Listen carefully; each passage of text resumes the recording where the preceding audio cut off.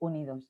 Y sin más, vamos a dar la palabra en este inicio de este encuentro a Pierre Galán, de todos conocidos, presidente de la Task Force, y para mí es un absoluto honor. Después de la intervención de Pierre Galán tendrá su traducción. Pierre. Bonjour, bonjour. Bonjour Pierre, bienvenue. Estás aquí entre todos y todos estamos deseando escucharte. Bien, bonjour et bonjour aux amis sahraouis, aux camarades du Front Polisario, à ces gens extraordinaires qui mènent une lutte exemplaire. Bonjour à vous tous, chers amis et chers camarades de l'Espagne en particulier aujourd'hui, parce que c'est clair que c'est votre lutte aussi, c'est votre lutte pour conforter une vision de la société qui soit une société qui permette à tous les peuples de vivre dans la dignité, de vivre dans le respect de leurs droits fondamentaux, l'indépendance. Et le Front Polisario a lancé cet objectif il y a 48 ans. Et je suis très fier d'avoir pu, dès le début, organiser déjà il y a 47 ans une première rencontre européenne de solidarité avec le peuple sahraoui. C'était un moment important parce que, en fait, c'était la lutte qui signifiait l'appel à mettre fin à la colonisation de la dernière colonie africaine. C'était important en ce sens qu'il s'agissait de permettre à l'Afrique d'avoir mené à son terme le processus de décolonisation et de permettre à tous les peuples de l'Afrique de se retrouver au sein de l'unité africaine. Et l'unité africaine avait directement compris ce message puisque le Front Polisario a proclamé la République arabe sahraouie démocratique comme étant un geste d'affirmation de sa volonté d'indépendance. Cette indépendance a été reçue par l'Union africaine, qui a directement accepté en son sein la République arabe sahraoui démocratique. C'est un fait important parce qu'il signifiait effectivement que toute l'Afrique était réunie derrière cette grande capacité des peuples à gérer leur indépendance, à gérer leur dignité en tant que peuple, en tant que nation, au sein de la communauté des nations africaines, mais bien sûr et normalement, ça devait être aussi le passage vers l'accès à l'Assemblée générale des Nations unies. Et donc, c'est clair que la lutte du peuple sahraoui sera aboutie le jour où la République arabe sahraoui démocratique sera reçue à l'Assemblée générale des Nations unies comme État indépendant. Et c'est notre objectif de la solidarité, parce que nous pensons que seule cette reconnaissance de tous les peuples par les autres peuples à travers leur nation est aujourd'hui le moyen le plus sûr de permettre la coexistence pacifique entre les nations. Et notre combat n'est pas un combat contre les Marocains. Il est un combat aux côtés du Front Polisario pour obtenir que le Maroc libère ses territoires, que le Maroc se retire du Sahara occidental qu'il a occupé, qu'il a aujourd'hui militarisé, qu'il a miné, dans lequel il se trouve aujourd'hui des cimetières inconnus où sont enterrés des cadavres de Sahraouis qui n'ont jamais eu droit à leur sépulture et dont la famille n'a jamais pu faire son deuil. Il ne faut pas oublier tout cela, c'est l'histoire du Front Polisario, d'un peuple héroïque qui, à travers tant de souffrances, maintient avec dignité son objectif qui est de répondre à l'aspiration d'un peuple pour son droit à l'indépendance. Et donc, étant avec vous aujourd'hui, nous devons faire deux choses essentiellement. C'est d'abord nous assurer que nous allons pouvoir, avec le Front, maintenir cette exigence fondamentale du droit de la République arabe sahraoui démocratique d'être reconnue comme un État indépendant par l'ensemble de la communauté des nations. C'est un travail que nous devons faire au jour le jour, tous les jours, avec les représentants du Front Polisario. La deuxième chose que nous devons faire, c'est être évidemment attentif au fait qu'aujourd'hui, une guerre a de nouveau lieu. Nous sommes, et je suis profondément pacifiste. J'ai milité pour la paix toute ma vie. Mais en même temps, je conçois parfaitement bien que pour sa dignité, un peuple ne peut pas accepter d'être méprisé.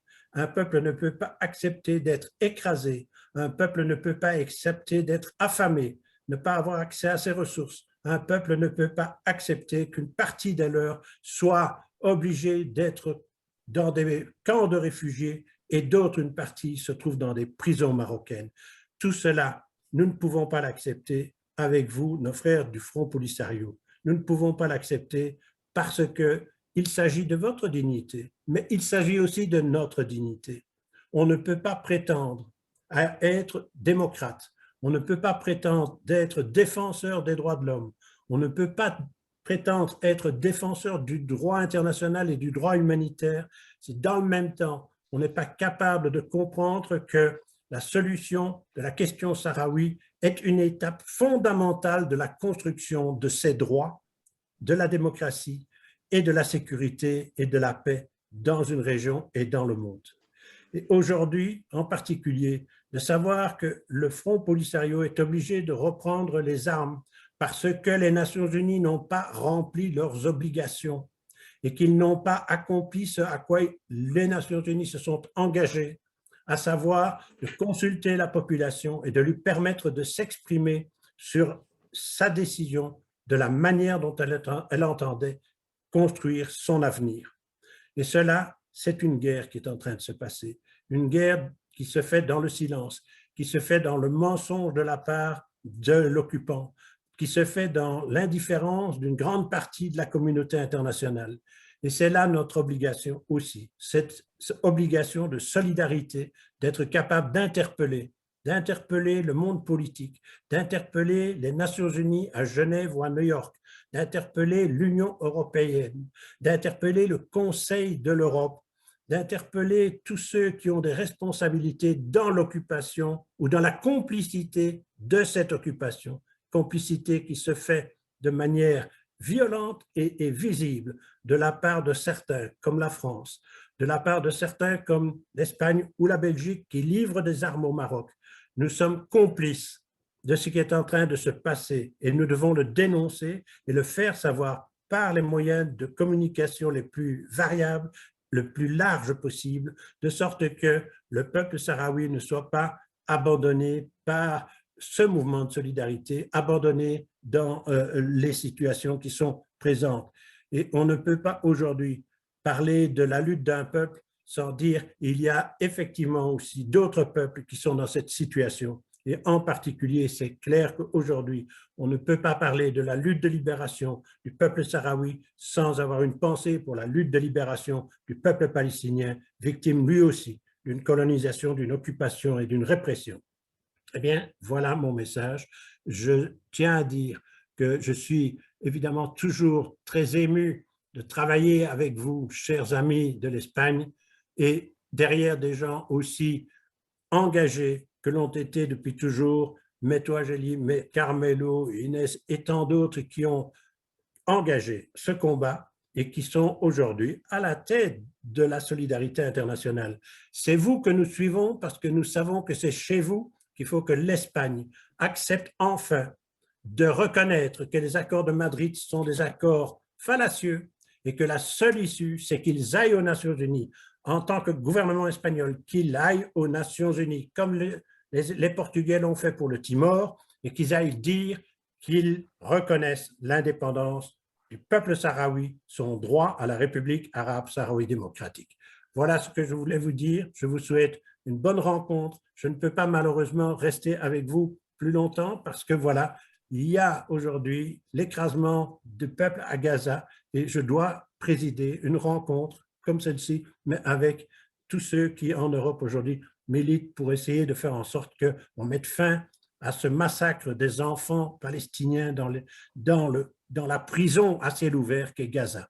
Je vous souhaite, et j'entends dire à mes amis sahraouis qu'il s'agisse de ces représentants les plus éminents pour l'instant ici en Europe, sachez que nous sommes à vos côtés et transmettez à votre peuple, transmettez au président Brahim Ghali, transmettez-leur toute notre affection, toute notre solidarité et toute notre conviction que vous allez gagner cette lutte. J'ai dit. Merci, merci bien, Pierre. A continuación, Fabio, puedes hacer la traducción. Han sido palabras de lucha, de justicia y por la independencia. Muchas gracias, Pierre. Muchas gracias. Fabio, ¿eres tan amable de iniciar la traducción? Sí. Entonces, buenas tardes a todos los camaradas españoles, los camaradas saharauis y sobre todo al Frente Polisario, porque hoy es el día de vuestra lucha, porque esta lucha que permitió de verdad no solo al pueblo saharaui de vivir en la dignidad, pero también esta lucha permite también a nosotros de vivir en plena dignidad, porque es una lucha justa. Lo que es extremadamente importante porque que lucháis por vuestros derechos, entonces sobre todo el derecho a la autodeterminación, que es un derecho inalienable del pueblo saharaui. Entonces tengo que llamar, tengo que apelarme y esperar que la colonización del Sáhara Occidental muy pronto, y porque es la última colonia en África, entonces porque es de verdad la última colonia africana.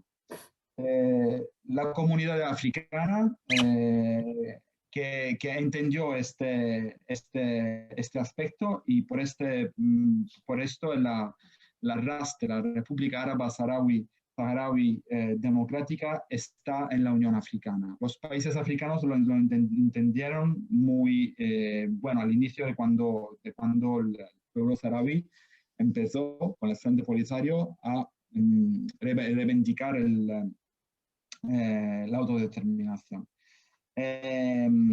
Por esto es una cosa muy importante. Yo creo que sea muy importante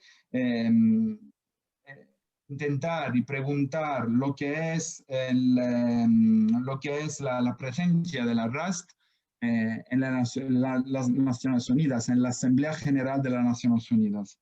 Eso es un derecho que el pueblo saharaui ya tiene, y que tiene también con su representante Frente Polisario.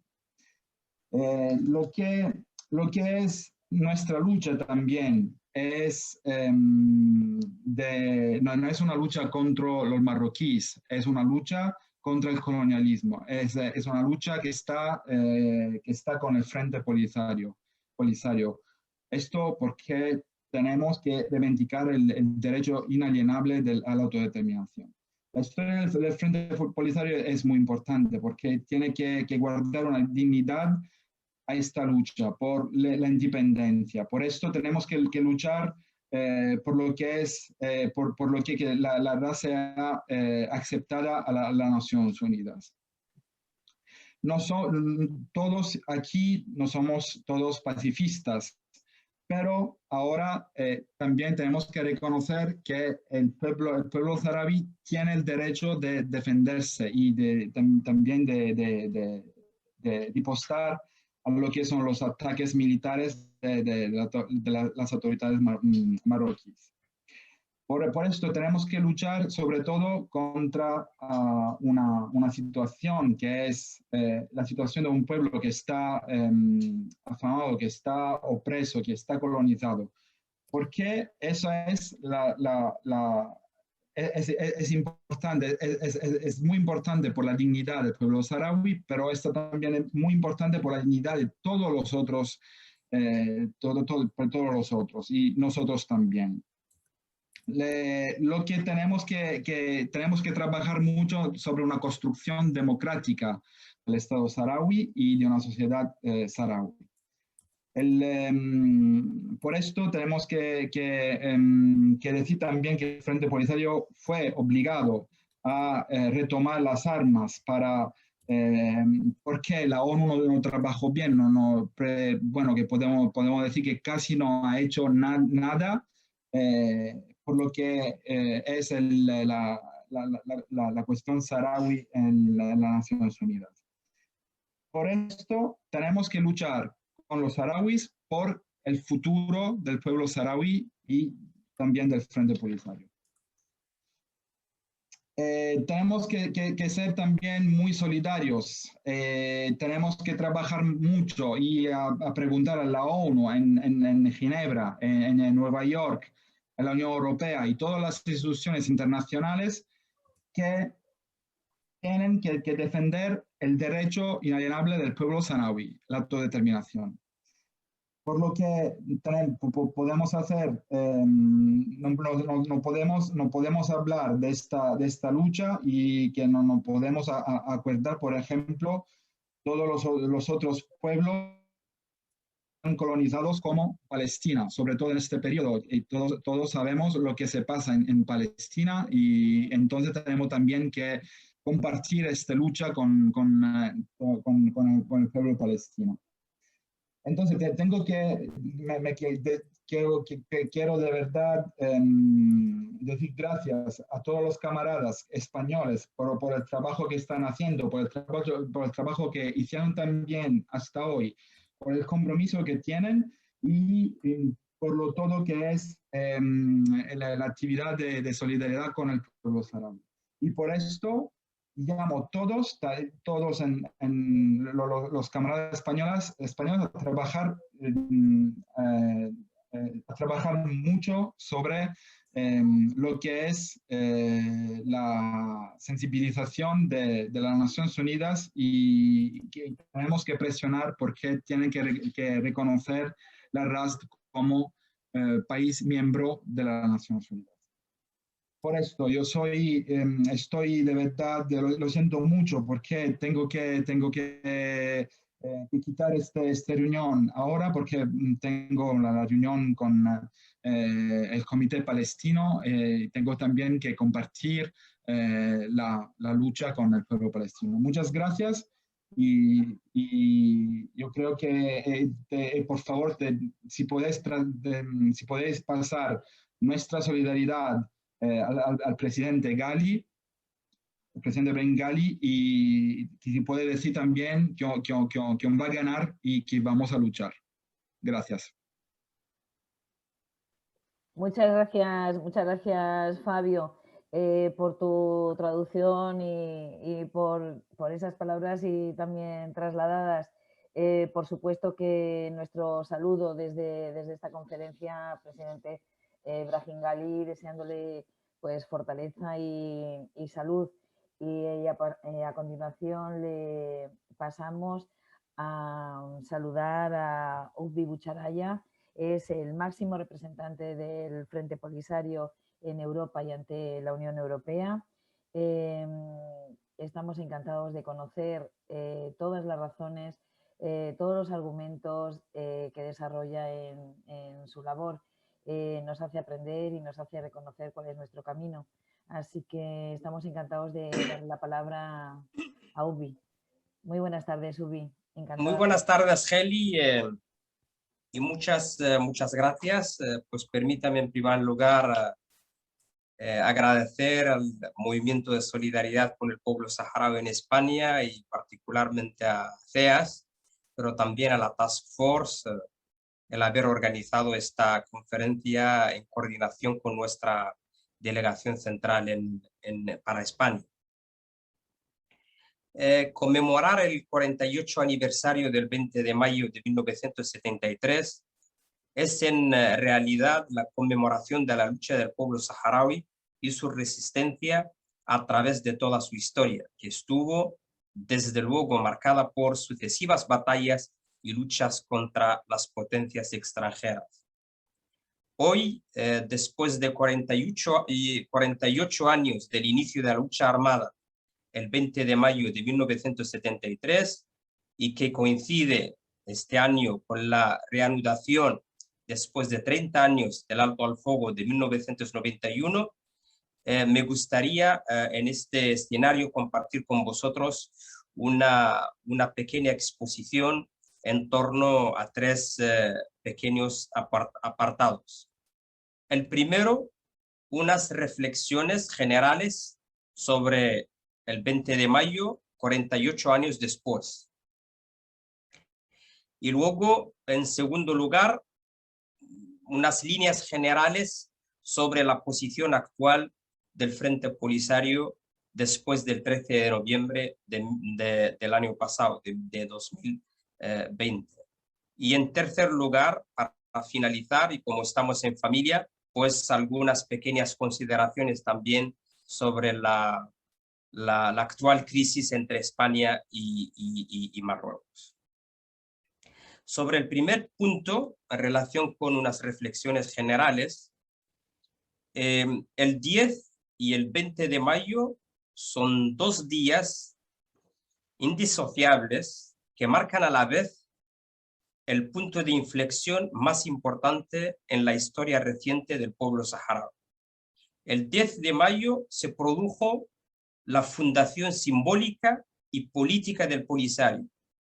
El 20 de mayo su fundación efectiva y la puesta en marcha de su hoja de ruta como Movimiento de Liberación Nacional, que opta por la lucha armada como medio céntrico en su estrategia de resistencia.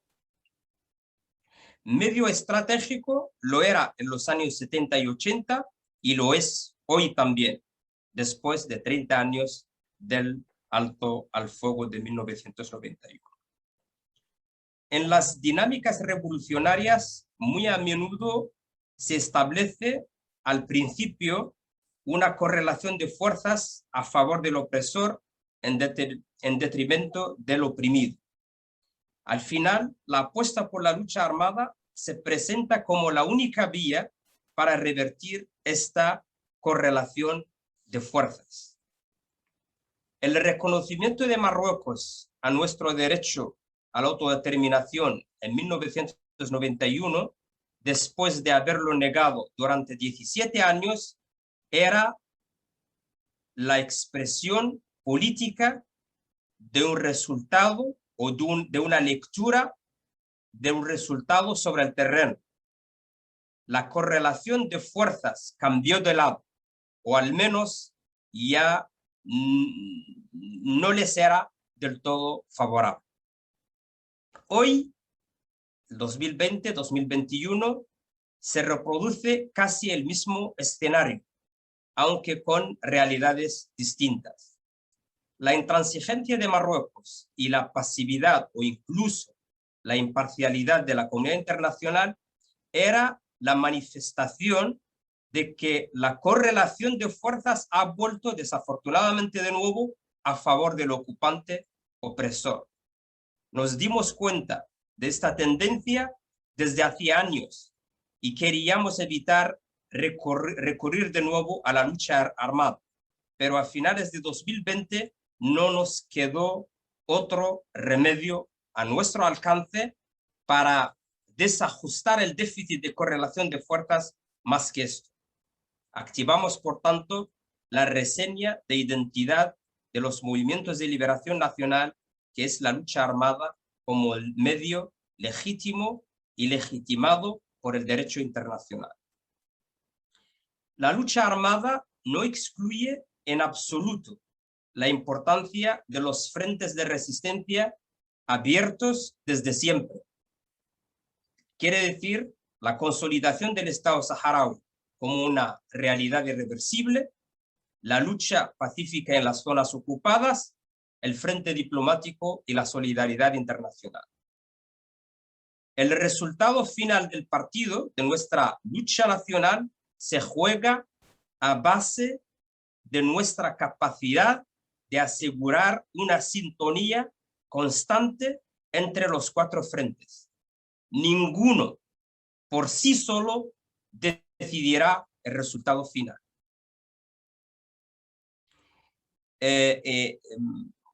Podemos tener todos, tanto saharauis como solidarios, nuestra crítica legítima recorrido que hemos hecho juntos, con aciertos, por supuesto, y desaciertos, como cualquier obra humana, pero haciendo juicio retrospectivo y global, tenemos que estar todos muy orgullosos y apreciar tres elementos, a mi juicio, que son principales y que demuestran tanto la solidez de nuestra lucha, pero también el grado de solidaridad que hemos recorrido juntos. Primero, durante estas últimas 5 décadas se ha producido la desaparición del mapa de distintos países en el mundo, colapso de la Unión Soviética, caída de muchos regímenes amigos, conspiración de grandes potencias mundiales en contra del pueblo saharaui, etcétera, etcétera.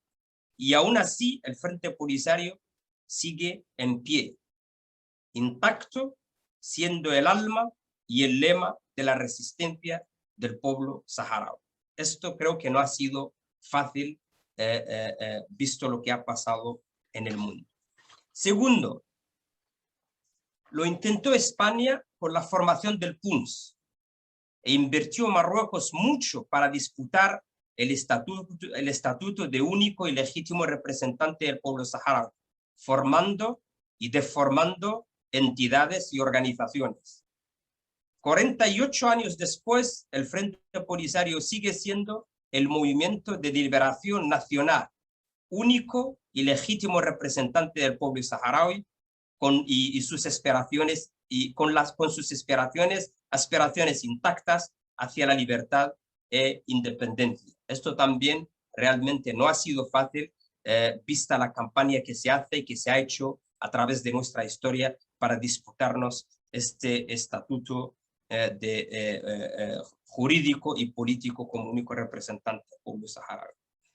El tercero es el hecho que el Frente Polisario constituye casi una excepción dentro de la historia de los movimientos de liberación, puesto que después de 48 años de existencia sigue unido en su visión y en sus estructuras, a pesar de los incansables planes de Marruecos de dividir. Los casos de disidencia que se han registrado en los rangos del Frente Polisario fueron siempre individuales y nunca colectivos. El Polisario, a pesar de todo y de todos, sigue unido, que realmente no es nada fácil. Veis la historia de todos los movimientos de liberación que tienen fracciones y que se han dividido a través de la... Esto es en cuanto a la reflexión general en relación con el día de hoy, el 20, pero también el 10 de mayo. La segunda parte en relación con las líneas generales de la posición del Frente Polisario después del colapso del alto al fuego el 13 de noviembre, yo las resumo en 6 puntos. Primero, la falta de acción del Consejo de Seguridad de Naciones Unidas desde el 13 de noviembre de 2020 hasta hoy es una muestra más de su pasividad y la constatación de que se instala aún más en el mismo espíritu del periodo antes del 13 de noviembre. Es decir, la lógica de la gestión, el management del conflicto en vez de su resolución. Esta lógica es la que nos llevó a 30 años de fracaso. Es inaceptable que permitamos la reproducción de la misma realidad que nos condujo a desviar el proceso desde su curso original y convertirlo en un paraguas para consolidar y prolongar el hecho consumado de la ocupación marroquí al Sáhara Occidental. 2. El alto al fuego anterior para nosotros forma parte del pasado. Si hay necesidad de un nuevo acuerdo o una tregua, tiene que ser el resultado de un nuevo proceso de negociaciones directas, como lo ha indicado la Unión Africana en diciembre del año pasado y en marzo de este año. Todo ello dentro de un nuevo marco de resolución del conflicto y no de su permanente gestión. 3.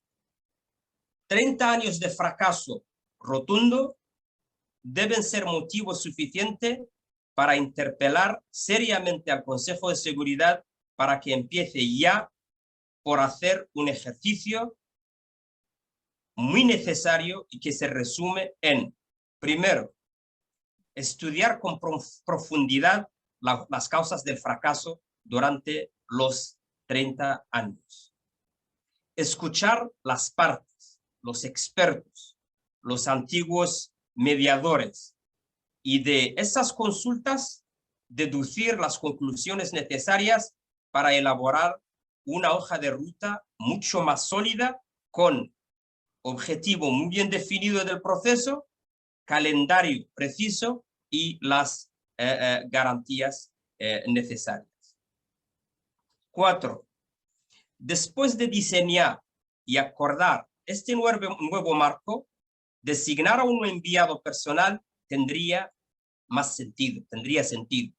El sentido de llevar a las partes a ponerse de acuerdo sobre las modalidades de aplicación de una hoja de ruta ya definida claramente por el Consejo de Seguridad.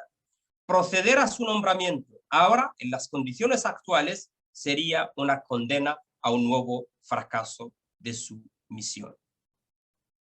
Dadas las circunstancias y la tensión actual, no es aceptable ni para el Secretario General de Naciones Unidas, ni para el Consejo de Seguridad seguir con su deporte preferido, esconderse detrás de la figura del enviado personal del Secretario General. 5.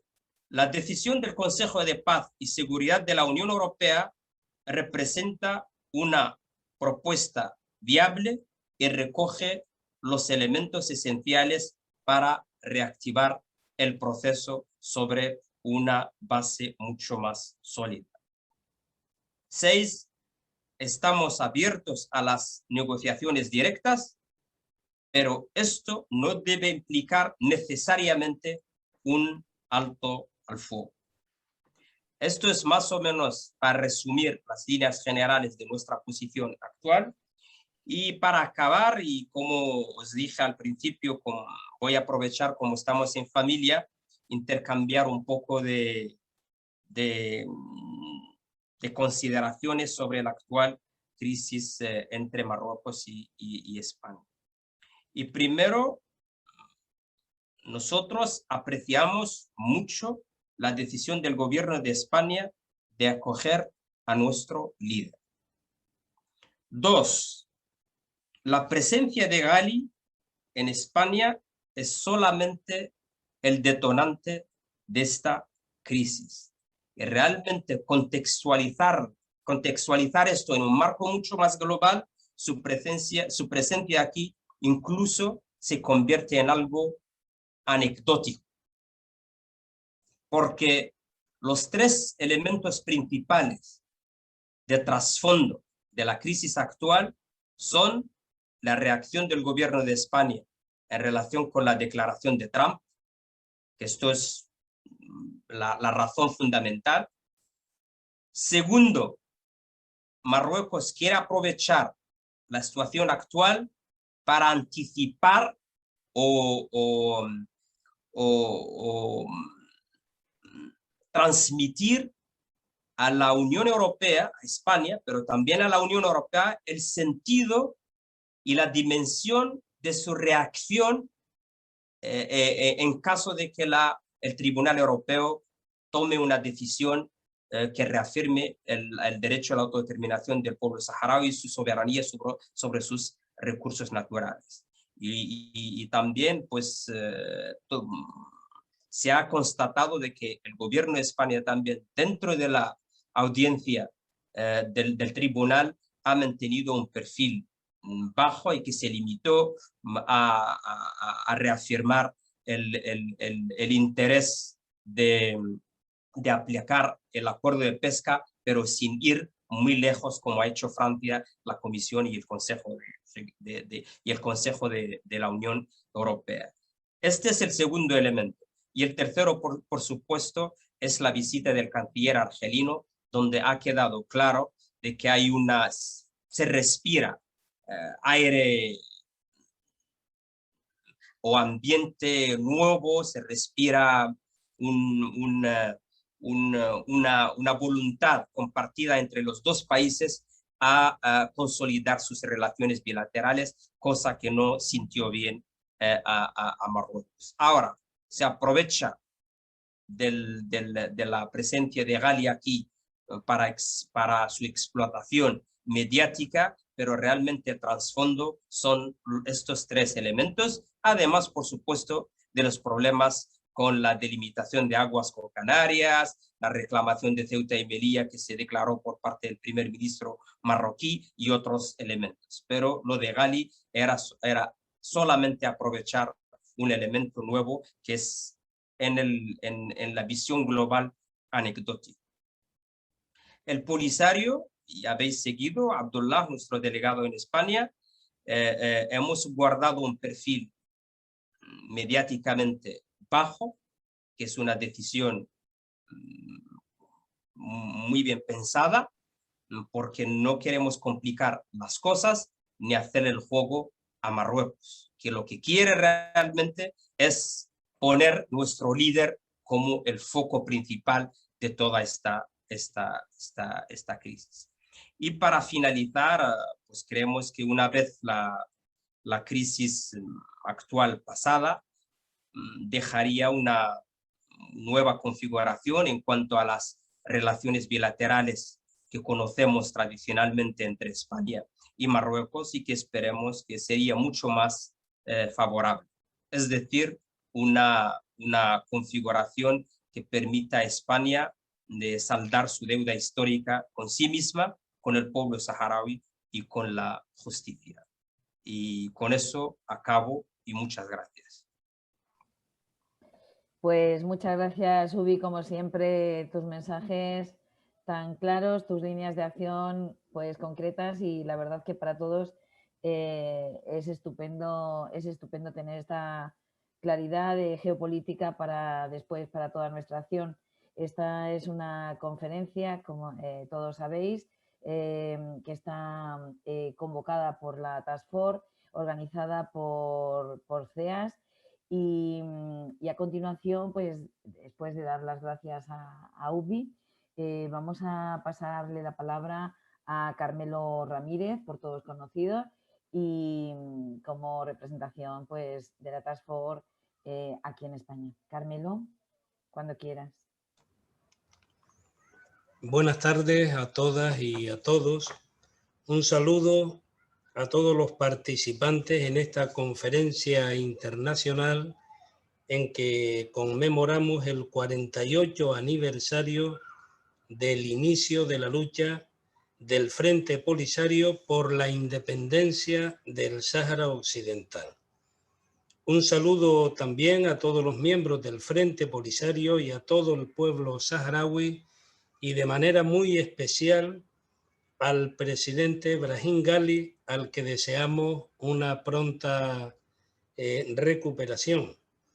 Saludar también a todos los saharauis de los territorios ocupados, a los hombres y mujeres que están soportando día a día la brutalidad del ejército de ocupación marroquí. Reiteramos nuestra solidaridad a todos los presos políticos saharauis y saludamos la heroica lucha de las mujeres saharauis agredidas de manera salvaje por el ejército y la policía de Marruecos, a Sultana Haya, a Al-Wasara Haya, Mina Abali, Mafuda, Onsak Sawi, Amineto Haidar, Galia Yinme y muchas más, para no hacer la lista extensiva. Ustedes son un ejemplo de heroísmo y una garantía de que Marruecos no va a ocupar el Sáhara Occidental de manera permanente. Y también en esta fecha, en estos días, aprovechar esta conferencia para enviar un saludo, un abrazo solidario al pueblo palestino que sufre la brutal agresión del ejército de Israel y que es también una víctima de la ocupación ilegal y de la violación de los derechos humanos por parte del gobierno y del ejército de Israel. En esta fecha, nuestro reconocimiento a la lucha del Frente Polisario. El Frente Polisario se crea, como ya ha dicho Ubbi, el 10 de mayo del 73 con un objetivo, que es luchar contra el colonialismo español para alcanzar la independencia. El 20 de mayo, es decir, hace hoy 48 años, inicia su lucha con un objetivo muy claro, que es la independencia del Sáhara Occidental, tal como se le reconoce en la resolución 1514 de las Naciones Unidas. En todo este proceso, el Frente Polisario ha alcanzado importantes logros, y esto hay que tener perspectiva histórica, no solo para que a nivel de las nuevas generaciones de saharauis comprendan lo importante que ha sido el Frente Polisario, el papel central del Frente Polisario, sino también para todo el movimiento solidario, entender que la garantía para alcanzar y seguir avanzando hacia la independencia es el Frente Polisario. Por eso Marruecos, el gobierno marroquí, trata de desvirtuar, de debilitar el papel del Frente Polisario. El Frente Polisario ha librado 4 guerras en todo este tiempo. Del 73 al 75 contra el colonialismo español. Del 75 al 79 contra el ejército de Mauritania que ocupó la parte sur del Sáhara. Del 75 al 91 contra el ejército de ocupación marroquí. Y desde el 23 de noviembre del pasado año contra el ejército marroquí ante la agresión en Guerguerat. Otro logro importante, otro paso decisivo y estratégico del Frente Polisario fue propiciar la creación el 27 de febrero del 1976 de la RAS, de la República Árabe Saharaui Democrática, un gobierno que tiene el reconocimiento diplomático hoy de más de 80 países en todo el mundo y que además es miembro de la Unión Africana y que ha creado las bases para un Estado moderno y democrático en el Sáhara Occidental. No solamente el Frente Polisario ha estado dirigiendo la lucha contra la ocupación, sino también de manera paralela y en unas condiciones muy precarias, muy difíciles, consolidando ya lo que es la estructura de un Estado. El Frente Polisario ha garantizado en todo este tiempo la protección y la vida del pueblo saharaui refugiado en Tinduf desde 1975, en que se le expulsa violentamente del Sáhara Occidental. Ha mantenido, además, ha animado, ha apoyado la lucha por la independencia en los territorios ocupados. Y en todo este tiempo, otros logros que yo creo que es importante destacar es que en el asunto del Sáhara Occidental siga siendo una cuestión de descolonización bajo los auspicios de las Naciones Unidas. Por eso la estrategia marroquí trata de que no sea el paraguas de la ONU, que esto no sea un asunto de descolonización, sino un asunto interno de Marruecos.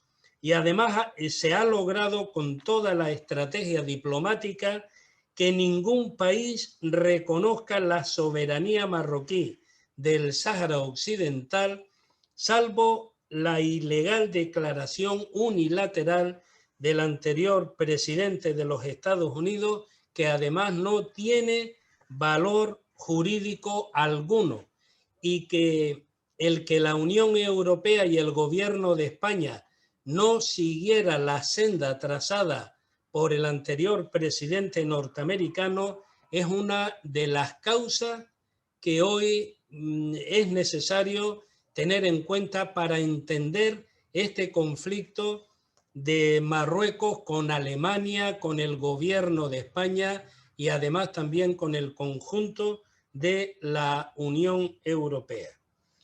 Hay que destacar también la determinación del Frente Polisario para consolidar las estructuras de la RAS y mantener la resistencia durante estos 45 años. Por tanto, la firmeza del Frente Polisario es la garantía de que el pueblo saharaui alcanzará la independencia y de que habrá un Estado libre y soberano en el Sáhara Occidental.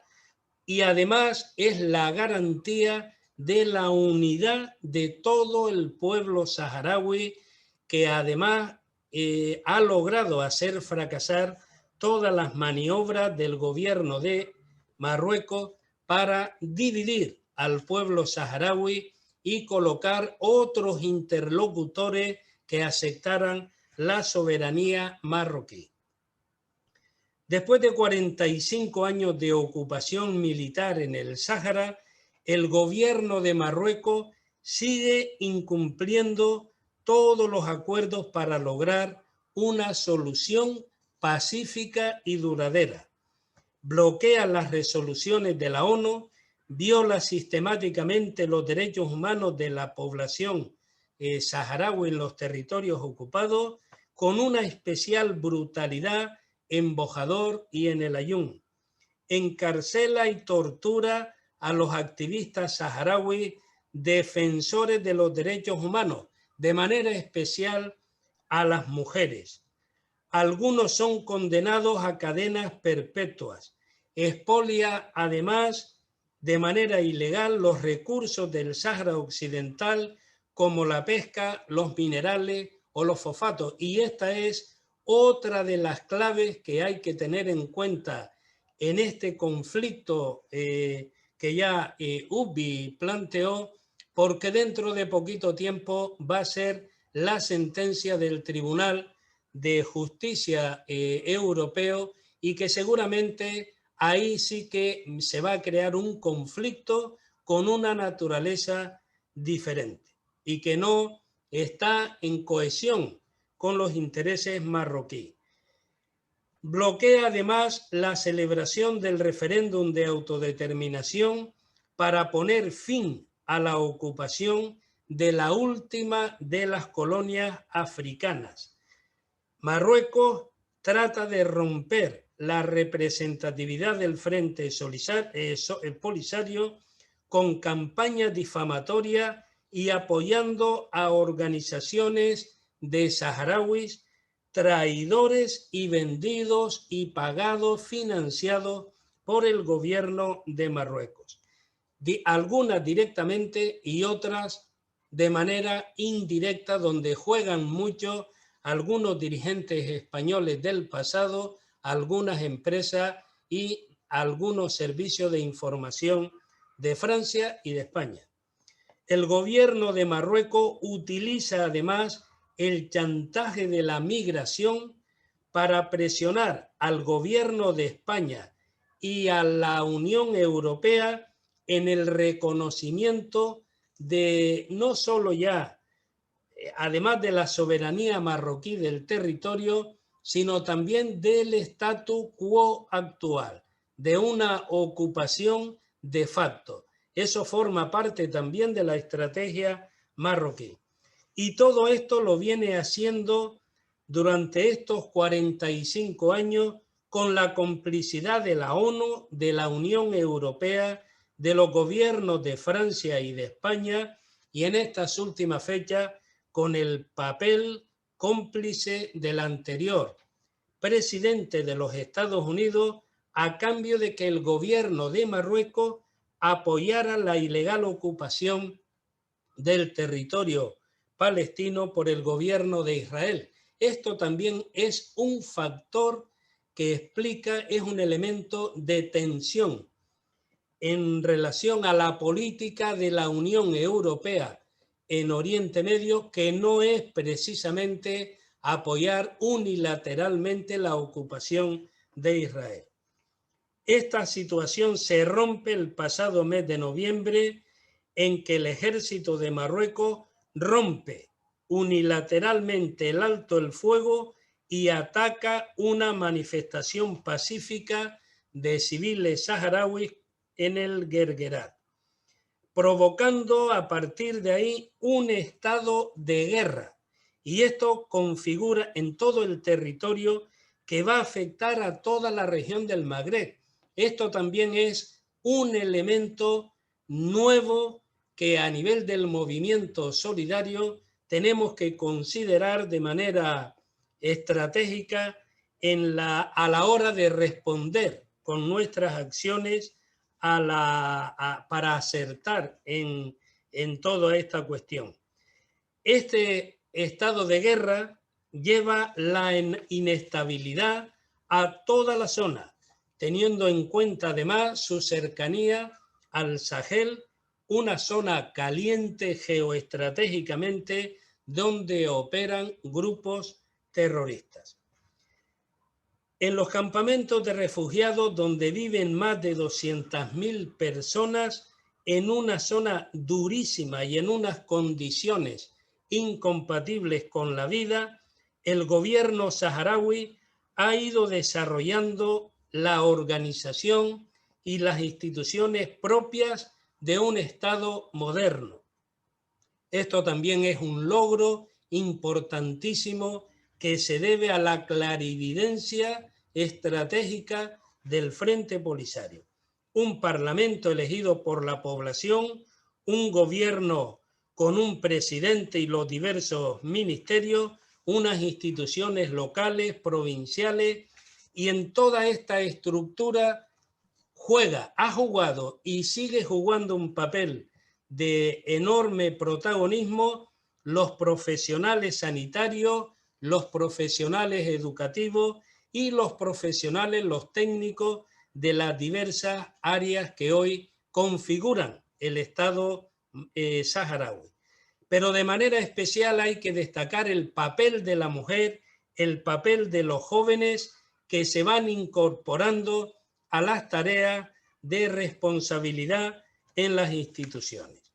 En la parte final de esta exposición quiero señalar desde el movimiento solidario con el pueblo saharaui y en el marco de esta conferencia lanzar un llamamiento a todas las organizaciones solidarias, a todas las instituciones políticas internacionales que forman parte del movimiento solidario y a la comunidad internacional para apoyar en estos momentos 4 prioridades. 1. La exigencia de las Naciones Unidas, la Unión Europea y los gobiernos de Francia y de España como antigua potencia colonial para presionar al gobierno de Marruecos en el cumplimiento de las resoluciones de la ONU, el cese de la represión de los derechos humanos en el Sáhara Occidental, el fin del expolio de los recursos naturales y el fin de la ocupación del territorio. 2. La solución al estado de guerra actual, posibilitando la celebración del referéndum de autodeterminación por el pueblo saharaui que posibilite su independencia, al ser un asunto de descolonización que está bajo el paraguas, bajo los auspicios de las Naciones Unidas. Esta es la única vía para garantizar una solución pacífica del conflicto y para garantizar la estabilidad y el desarrollo de la región del Magreb.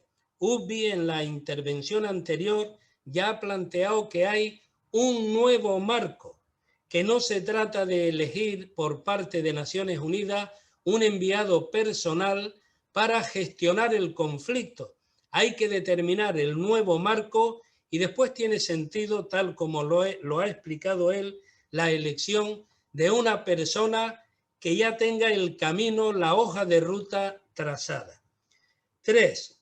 La consolidación de las instituciones del Estado saharaui, en especial garantizando el funcionamiento de los servicios esenciales, la alimentación, la salud, priorizando en estos momentos la lucha contra el COVID-19, los servicios públicos en los campamentos de refugiados y el papel de la mujer y de los jóvenes creando empleo. Es fundamental incrementar desde el movimiento de solidaridad, incrementar la cooperación humanitaria, la cooperación al desarrollo con un carácter permanente y sostenible mientras llega la solución definitiva para posibilitar la resistencia. Y finalmente, el punto 4.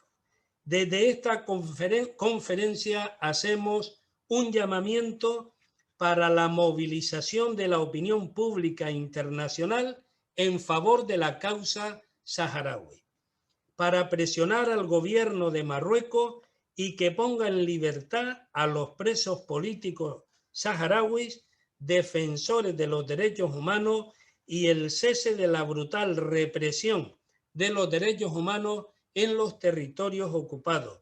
La exigencia a la ONU y a la Unión Europea para que se respete en todas sus resoluciones la legalidad internacional en el Sáhara Occidental y presione al gobierno de Marruecos en esta legalidad. Este es otro paso que tenemos nosotros también que considerar.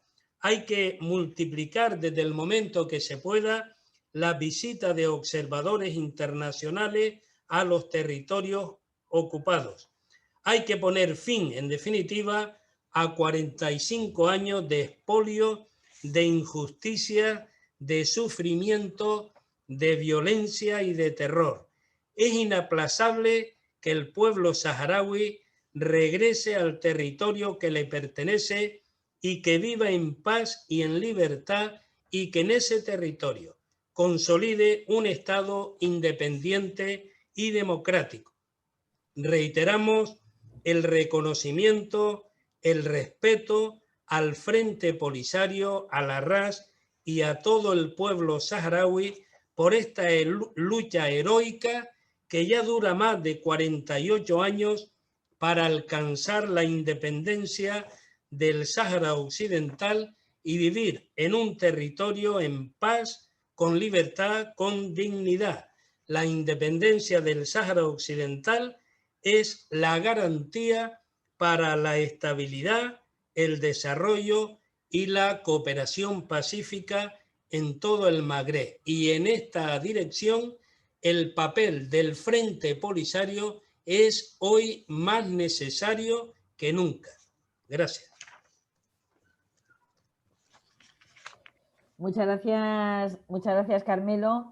Interesantes tus palabras y ese reconocimiento al Estado saharaui en un día como hoy, en una conferencia como esta, ha sido absolutamente fundamental. Muchas gracias, Carmelo. Y pasamos la palabra a Inés Miranda. Inés es compañera de fatigas, de trabajos permanente, vicepresidenta de la Asociación Internacional de Juristas, no hay más presentaciones porque su trabajo ahí está. Inés Miranda, tienes la palabra. Hola, muy buenas tardes a todas y a todos. En primer lugar, pues felicitar al Frente Polisario por este aniversario, este 48 aniversario que se conmemora en este mes de mayo.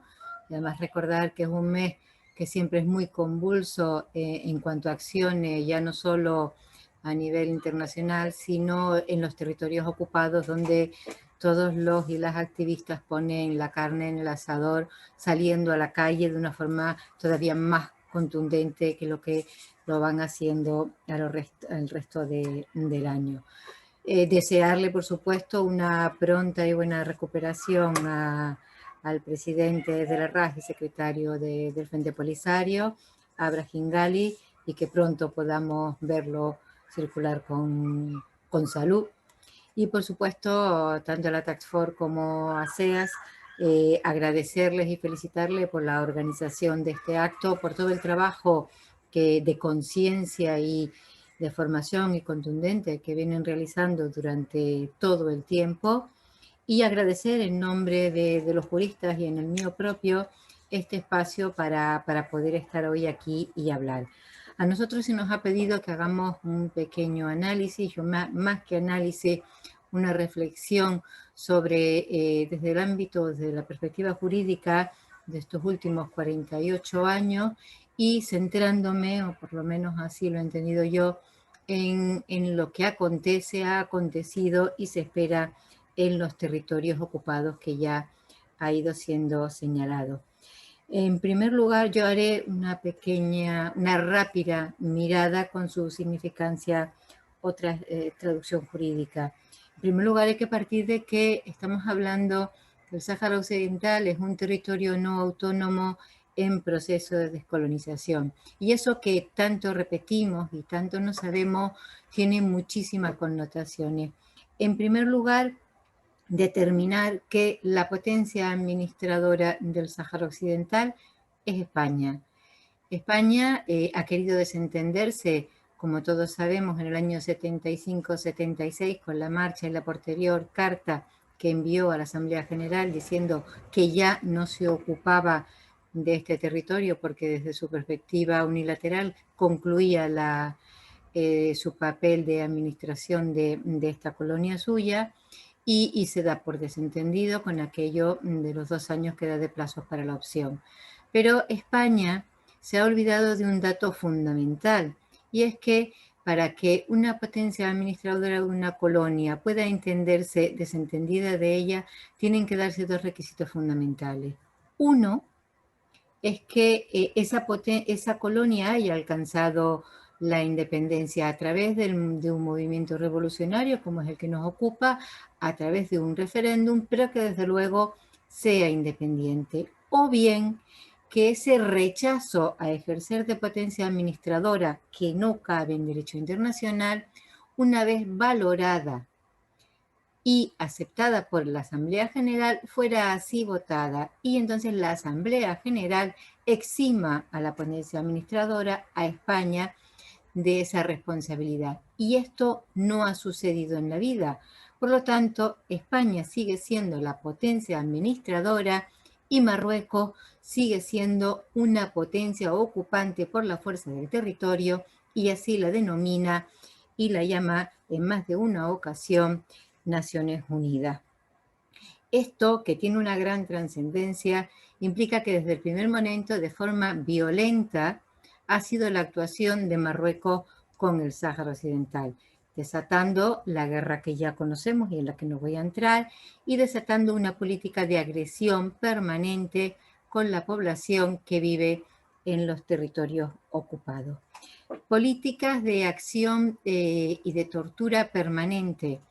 Hay acciones que no tienen a lo mejor la trascendencia o el vocero internacional que queríamos, pero sí hay que desatarlo. Marruecos, además de aplicar la tortura física y psicológica con la población saharaui, ha empleado desde hace mucho tiempo una política que podemos, y me voy a ir explicando, que podemos incluir en lo que se considera delito de crimen de guerra.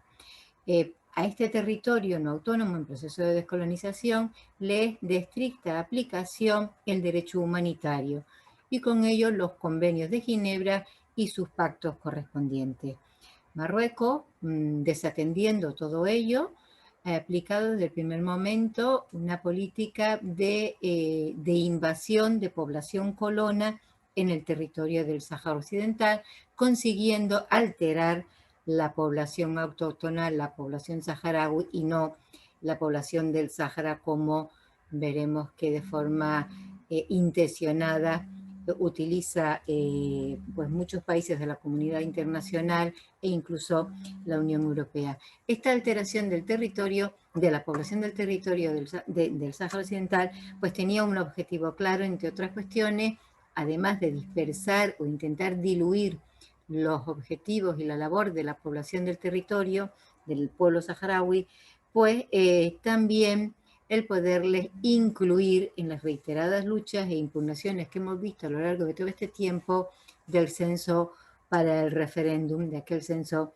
del año 75. Pero además de esta política de introducción de colonos en el territorio, ha aplicado otra acción muy importante y también prohibida por los convenios de Ginebra, que es la deportación de la población saharaui fuera del Sáhara Occidental.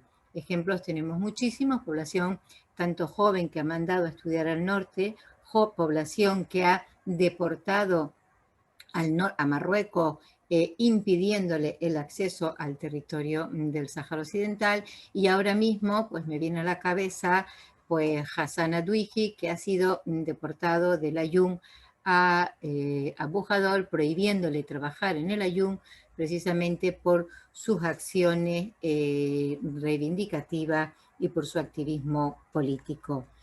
Esto es un perfil que se enclava claramente dentro del crimen de guerra que entendemos que Marruecos viene desarrollando con el Sáhara Occidental.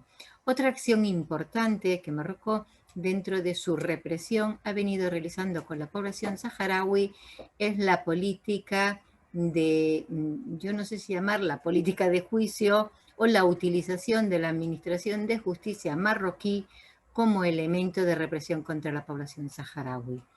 Ahí, a lo largo de los últimos 20 años, hemos sido testigos de muchísimos juicios en los que Marruecos ha ido condenando de forma sucesiva 10, 15, 20 años, cadena perpetua, 30, a personas, activistas saharaui, que salían a la calle reivindicando, como decíamos, el derecho a vivir en paz y el derecho al ejercicio de un derecho fundamental, al derecho humano básico, que es el derecho a la autodeterminación, a la libre determinación de un pueblo, que así se reconoce por la Carta de Naciones Unidas y que así viene blandiendo la población saharaui, tanto dentro como fuera del territorio ocupado. Ejemplos de esta barbarie de la utilización de la Administración de Justicia tenemos muchísimos, pero solo centrarnos ahora mismo como ejemplo significativo el juicio militar seguido contra los acusados del desmantelamiento del campamento de Imisí. Todos recordamos, allá en el año 2010, que Marruecos ataca violentamente un campamento reivindicativo con más de 30.000 personas ubicados a las afueras del Aaiún, un campamento que destruye además a base de fuerza, a base de violencia, a base de llegarle incluso a bombardear, en el que se producen muertos. Y de aquí que nos encontramos, pues, si se me permite la expresión, los pájaros contra las escopetas. Precisamente las víctimas del campamento son los que acaban siendo enjuiciados y condenados incluso a cadena perpetua. Esto fue una atrocidad. La comunidad internacional cayó, tanto desde aquí como desde el territorio peninsular. Se tenía perfecto conocimiento y fuimos testigos en primera persona todos de cómo se produjo aquel desmantelamiento de una acción completamente, sí, ordenada, pero pacífica y reivindicativa, y cómo por la violencia se quitó de medio aquel campamento, se trasladó a base de torturas, a base de mucho dolor a los activistas que luego fueron enjuiciados desde el Aaiún hasta la ciudad marroquí de Rabat, con lo cual se volvían a vulnerar los acuerdos de Ginebra y con lo cual se vuelve a cometer un hecho más tipificado que permite tipificarlo en el crimen de guerra, que es el traslado de la población para ser enjuiciado fuera del territorio, para ser encarcelado fuera del territorio no autónomo, vulnerando y además enjuiciándoles por hechos reivindicativos en el ejercicio de su derecho a la autodeterminación, de pretender conseguirlo. Eso está perfectamente tipificado y prohibido para la potencia ocupante, que no la potencia administradora, en este caso España. Únicamente se le podría, por parte de la potencia ocupante, como sabemos, enjuiciar en el territorio y por lo que se puedan entender que son cuestiones de orden o de convivencia habitual, pero nunca por lo que se ha condenado a todas estas personas. Además, con todos estos presos políticos saharauis, porque son presos políticos, además de presos de conciencia, Marruecos ha venido utilizando otra arma de agresión y otra arma de represión, que es la política de dispersión. No solo se ha conformado con condenarles a cadena perpetua, sino encerrarles en centros penitenciarios marroquíes, en cárceles, que muchas veces son centros de tortura, fuera del territorio del Sáhara Occidental, otro elemento más que define el delito de guerra en este caso, y además les ha separado, con lo que se dificulta la posible relación entre la población saharaui, entre sus propios familiares y entre ellos mismos, negándoles además todos los derechos que se les reconoce a un preso político e incluso a un preso de conciencia.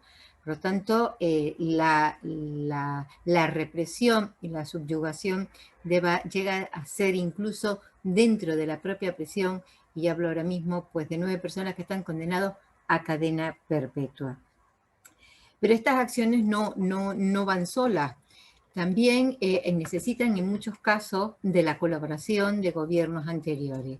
Y vemos aquí cómo España pues no solo ha hecho oídos sordos, sino que en muchísimas ocasiones, a lo largo de todo este tiempo, ha mantenido una acción positiva, pro ocupación y no pro derechos humanos.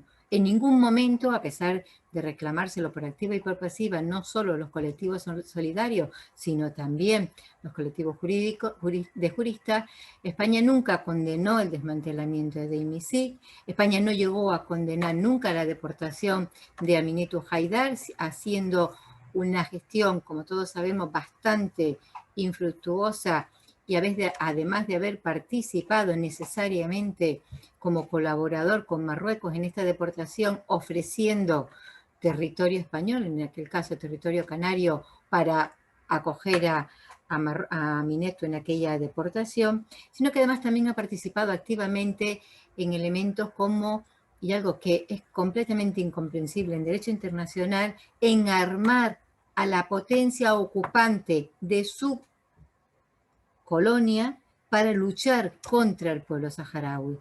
España sabemos que viene vendiendo armas y regalando armamento a Marruecos. En este caso tenemos diferentes acciones que se han venido interponiendo desde el año 2010, que se ha tenido conocimiento, hasta la actualidad, y siempre nos hemos encontrado con un no por respuesta. España vulnerando su propia ley, porque si hay un país en el que podemos demostrar que está ejerciendo violencia sobre un territorio, sobre una población, es Marruecos. Si hay un país que por su actuación puede suponer un momento de riesgo o de guerra para España, ya me remonto, por ridículo que nos parezca cuando lo recordamos, al momento de Perejil, que también tuvo su gran crisis para ser aliada, o a los últimos hechos de estos días. Pues España en su propia legislación prohíbe que a este país, que puede poner en riesgo, se le venda armas. La última demanda, la última reclamación es de estos días, precisamente ayer se presentó el recurso contra la denegación a la demanda inicial presentada contra esta venta de no una fragata, sino 3 fragatas de España a Marruecos, que en teoría el argumento oficial es para el control de las fronteras. No sabemos ni qué frontera, pero sí sabemos que se está armando a la potencia ocupante por parte de la potencia administradora con una serie de instrumentos que van a ser y han sido empleados contra la población del territorio ocupado. Otras acciones en las que tampoco hemos visto respuesta contundente por parte de España, insistiendo en esta acción de colaboración, es en aquellas querellas por genocidio que se han interpuesto contra gobernantes y militares marroquíes, en la que se llegó a obtener un auto de procesamiento, pero que toda la gestión que dependía no del aparato judicial español ni del aparato jurídico, sino del aparato ejecutivo y de exteriores a la hora de poder tramitar las comisiones rogatorias, el posibilitar que aquellos querellados fueran localizados y traídos ante el Tribunal Español, han tenido como respuesta la callada. Además de contentarse España con que se le dijera que, bueno, que militares que no se conoce su paradero, objetos de esa querella, y quienes visitábamos y quienes hemos asistido a los juicios tanto en el Aaiún como en Marruecos, los hemos visto y hemos tenido contactos con ellos. Por lo tanto, esta colaboración es más que necesaria para que Marruecos pueda mantenerse en esta acción. Algo de lo que también se ha hablado, y no voy a insistir, es la famosa o la necesaria o expectante sentencia que estamos esperando del Tribunal Europeo. Vamos a ver, hay 2 sentencias anteriores que ya establecen que imponen la no inclusión del territorio del Sáhara Occidental, de sus recursos naturales, en los acuerdos, en los pactos que la Unión Europea tenga con Marruecos. Y en cambio, habló de agricultura y pesca, y en cambio volvemos a tener una decisión del año 19, de un canje de nota, de un tratado en el que se vuelve a incluir el territorio del Sáhara Occidental como si fuese una parte más de Marruecos. Hay, como bien sabemos, por la parte más legitimada, que es el Frente Polisario, un recurso interpuesto donde se desgranan todas y cada una de las razones por las que este tratado, este acuerdo tiene que decaer, y estamos realmente expectantes a que ya una vez celebrado el procedimiento o las vistas en junio podamos tener ese recurso resuelto. Otra acción que además viene al hilo de esto, que Marruecos realiza de forma permanente y para la que precisa también la colaboración de otros países, de terceros países, es la expoliación de los recursos naturales del Sáhara Occidental, sobre el que trabajamos pues todos y todas muchísimo, y esa expoliación de recursos naturales, por mucho que Marruecos esquilme estos recursos y estas costas, si no tiene desde luego la posibilidad de mercadear con estos productos, porque no es un tráfico comercial al uso, sino que es un mercadeo, es traficar con productos robados que terceros países sí que le compran. Por lo tanto, es otra razón, otra arma, otro instrumento más de Marruecos en esta represión permanente que mantiene con el pueblo del Sáhara Occidental.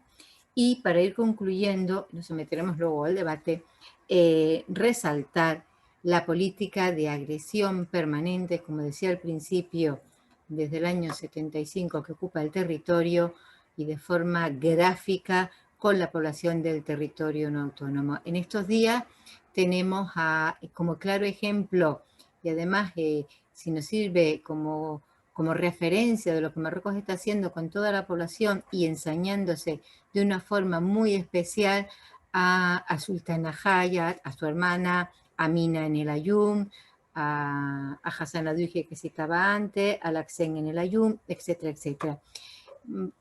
Simplemente, y para ir concluyendo, resaltar que antes de estallar la guerra, antes de que Marruecos vulnerara el acuerdo y que Marruecos entrara en el Guerguerat, se creó la instancia ISACON, la instancia contra la ocupación la estancia saharaui contra la ocupación marroquí.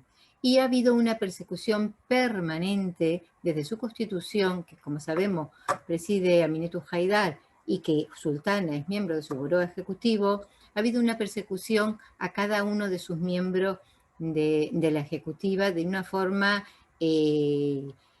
además muy insistente, existiendo procedimientos abiertos en la Procuraduría marroquí y en los servicios de inteligencia marroquíes. Es una instancia que Marruecos considera que está politizada, obviamente, y de ahí esa agresión, además, que ha mantenido con Sultana de forma específica y además ensañándose desde noviembre hasta este mes de mayo en que nos encontramos. Resaltar que en este mes de mayo, justamente el día 9, la instancia dijo que apoyaba esta acción de una bandera, pon la bandera saharaui en tu azotea. Esto ha implicado que justamente el día 12, Marruecos, las fuerzas policiales marroquíes y militares entraran una vez más en casa de Sultana, llegando a pasar todos los límites que podamos imaginar, a violarla, a pegarle, a amenazar a todos los vecinos. Ahora mismo está completamente aislada. Son perseguidos los vecinos que le dan un vaso de agua, la han dejado en la absoluta miseria, no tiene absolutamente nada, pero a pesar de todo ello, Marruecos, Sultana, igual que el resto de la población saharaui, tanto en los territorios ocupados como fuera de ella, y así ha demostrado el Frente Polisario, sigue resistente, sigue fuerte y sigue día a día poniendo la bandera del Frente Polisario, su bandera en la azotea. Hoy estamos pues expectantes ante lo que pueda pasar a la vista de los anuncios que ellos mismos han hecho, los activistas en Bojador, de las acciones que van a realizar para conmemorar esta fecha en el Sáhara Occidental. Por lo tanto, y para concluir, pues decir que la acción que Marruecos viene realizando contra el pueblo saharaui, como bien se ha dicho hoy, como bien que no se nos escapa a ninguno ni a ninguna, no puede ser realizada de forma aislada y está siendo realizada desde el minuto cero con el apoyo de terceros países, con el apoyo, con el silencio cómplice de la comunidad internacional y muchas veces, muchísimas veces, con la acción proactiva de algunos países en favor de esta ocupación marroquí, es decir, en contra de los derechos humanos y en contra del sagrado derecho a la autodeterminación de este derecho humano de los pueblos. Muchas gracias. Muchas gracias Inés, y por tu intervención y por esa visión de todos los terrenos jurídicos y de lo que ha sido la historia de mucho trabajo. Muchas gracias, Inés. Ya solo me queda presentar a Xavier Serra, presidente de CEAS, la coordinadora estatal, para que nos salude y nos manifieste el apoyo, la unión de qué hace falta y que es muy necesario en estos momentos para seguir en este trabajo y en esta misión hasta conseguir la independencia. Xavi, un placer saludarte. Tienes la palabra. Lo tenía apagado. Digo que como si no nos viéramos nunca, Heli. A ver, suerte tengo por un lado de que a mí no me tocaba hablar hoy, sino simplemente cerrar el acto, porque después de las intervenciones que ha habido, que han sido bastante pródigas en elementos de lo que ha ocurrido en los últimos años, como también de la situación actual, hubiese sido complicado añadir otra intervención aquí hablando de cualquier otra cosa. A pesar de eso, soy historiador y como historiador, normalmente los historiadores tenemos facilidad para si no se ha hablado de algo por si acaso, siempre hay alguna opción por algún sitio de decir alguna cosa. En ese sentido, yo quería recordar un poco partiendo de unas palabras que ha dicho antes Pierre Galán y que realmente me sirven a mí como pie para poder hacer esta pequeña cierre, que es que decía él que él siempre ha sido un militante pacifista. Yo también, yo soy un militante pacifista muy convencido. Pues que además el pueblo saharaui también es pacifista. Y esto es un elemento importante a la hora de valorar la situación. Pero claro, si hacemos un poco de historia, vemos que en 1970 España no solo no escuchó a Basiri, sino que además produjo su desaparición y perdió una importante oportunidad para la paz. Que en el año 73 se funda el Frente Polisario, como se ha recordado varias veces, el día 10 de mayo, después del 20 sacó la primera acción armada, y alrededor del año 75 parecía que el Estado español, Pimiés lo dijo varias veces ante las Naciones Unidas, estaba a punto de facilitar el referéndum de la autodeterminación del pueblo saharaui. Se rompe, se traiciona al pueblo saharaui, se vende el territorio a Marruecos y en aquel caso a Mauritania, y se pierde una segunda oportunidad para la paz. Y se inicia una larguísima guerra que acaba alrededor de 1991 con un nuevo alto el fuego que después se convirtió también en el plan de arreglo, que después permitió que la MINURSO se desplegase y la comunidad internacional, de nuevo, desde el 91 hasta el año pasado, perdió una nueva oportunidad para la paz.